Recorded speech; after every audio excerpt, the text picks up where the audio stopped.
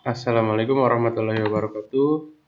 Perkenalkan, nama saya Gilang Saputra.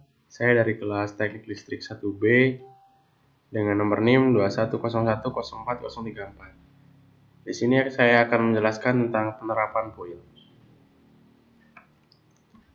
Apa itu PUIL 2011? Jadi, PUIL 2011 adalah Persyaratan Umum Instalasi Listrik atau disingkat PUIL adalah dokumen yang digunakan sebagai standar acuan dalam pemasangan instalasi listrik tegangan rendah untuk rumah, tangga, gedung perkantoran, gedung publik, dan bangunan lainnya.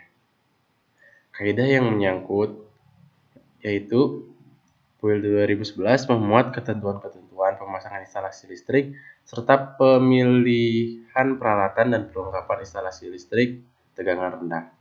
Dalam PUIL 2011 juga diperkenalkan penggunaan peralatan dan perlengkapan instalasi dengan teknologi yang lebih maju yang bertujuan untuk meningkatkan keamanan instalasi.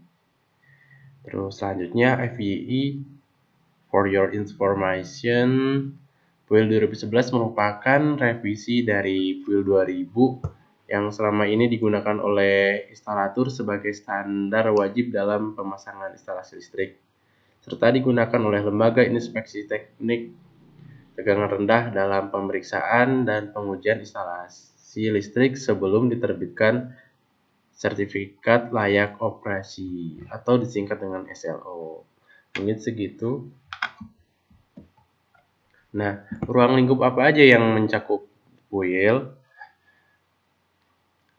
Yang mencakup ruang lingkup PUIL yaitu memberikan persyaratan untuk desain pemasangan dan verifikasi instalasi listrik.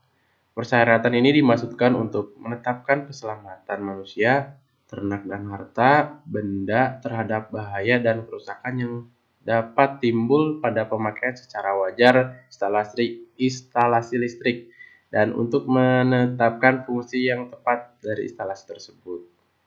Nah, pemberlakuannya untuk pemberlakuan PUIL 2011 itu diberlakukan untuk seluruh wilayah Republik Indonesia tanpa terkecuali dari Sabang sampai Merauke.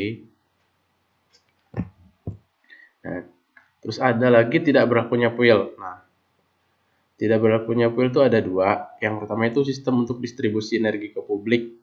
Itu biasanya dari tiang PLN ke tiang PLN lagi, kayak JTM ke JTR, jaringan tegangan menengah ke jaringan tegangan rendah. Itu tidak tercantum dalam PUIL.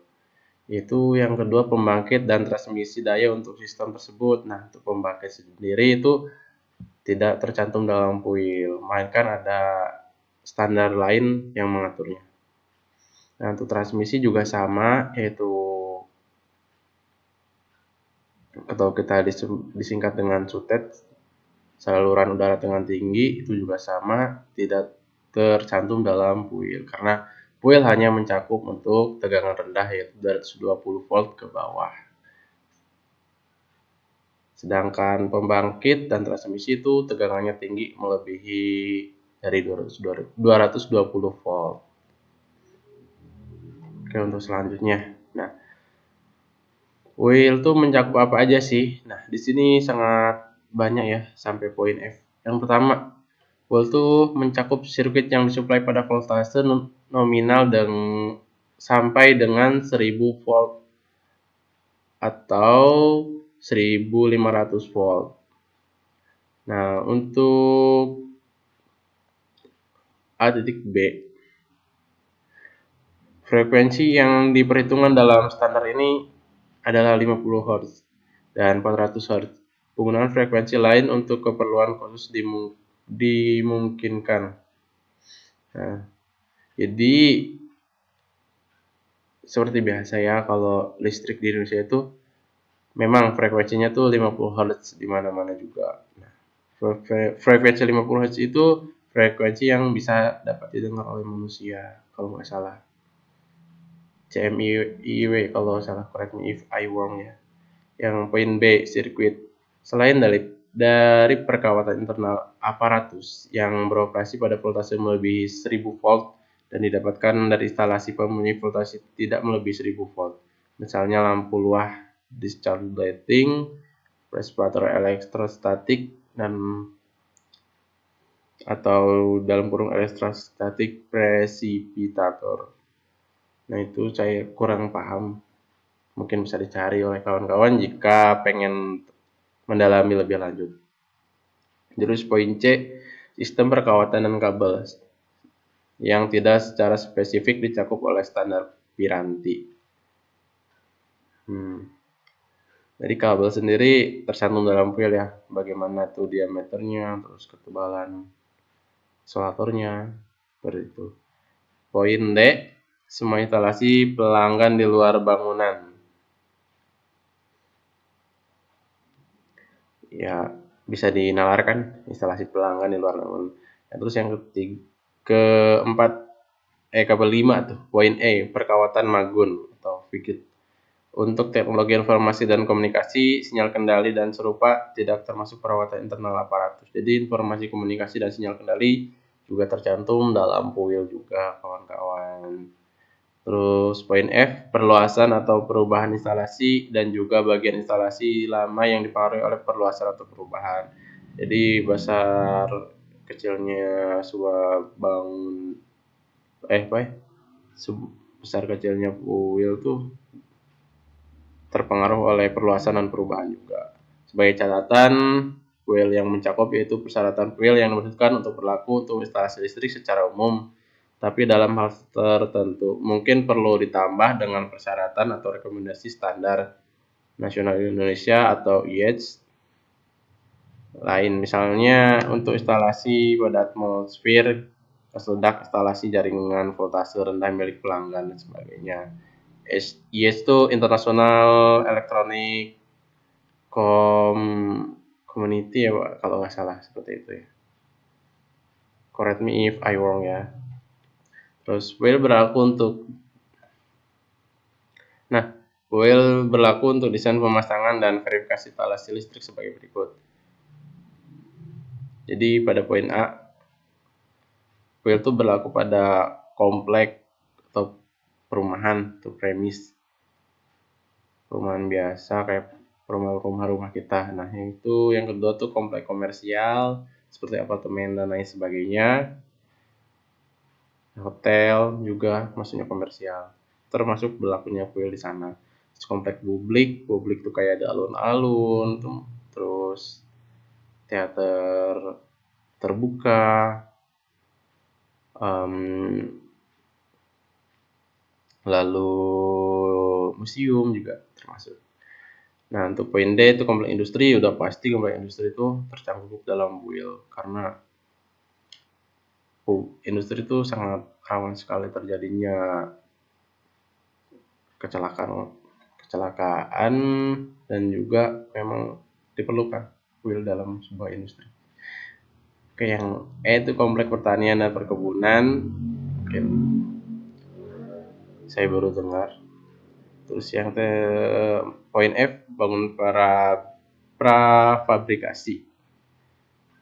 Terus yang gitu karavan, lokasi karavan dan lokasi serupa. Karavan tuh kayak pasar malam, expo dan lain sebagainya.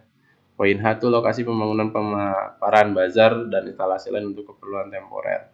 Ya kayak bazar tuh, misal bazar di alun-alun tuh, kadang-kadang mereka perlukan izin juga, bukan izin ke PLN untuk memasang tegangan listriknya langsung ke trafonya. Dan itu pun setahu saya waktu PKL tuh gratis untuk pasar malam sendiri, kayak bazar dan pameran yang disediain di alun-alun. Jadi mereka nggak usah beli KWH, langsung aja mereka nyambungin ke terminal di trafo, seperti itu. Terus yang selanjutnya tuh marina, saya tidak tahu. Terus instalasi pencahayaan eksternal dan serupa. Terus lokasi medik kayak puskesmas, RSUD dan lain sebagainya. Lalu yang itu unit portable, mobil atau dapat diangkut, ya kayak genset berjalan, seperti itu masuk. Terus sistem voltaics dan poin yang ke N itu set pembangkit voltase rendah kayak PLTS yang dibuat di kampung laut juga menurut saya itu masuknya ke sini. Puil juga tercantum dalam studi. Catatan, kompleks yang mencakup kawasan dan semua fasilitas termasuk bangunan di atasnya. Jadi dari bawah sampai lantai atas tuh tercantum puil. Terus selanjutnya, puil tidak berlaku untuk yang pertama itu perlengkapan traksi listrik termasuk perlengkapan gliding rolling stock dan sinyal. Jadi rolling stock tuh nggak termasuk dalam puil, dan juga sinyal tuh nggak termasuk dalam puil. Kayak sinyal HP, sinyal HP itu kayak Indosat, Smartfren tuh nggak masuk ke dalam puil. Seperti itu kawan-kawan. Yang poin B itu perlengkapan listrik kendaraan bermotor kecuali yang dicakup dalam bagian 8.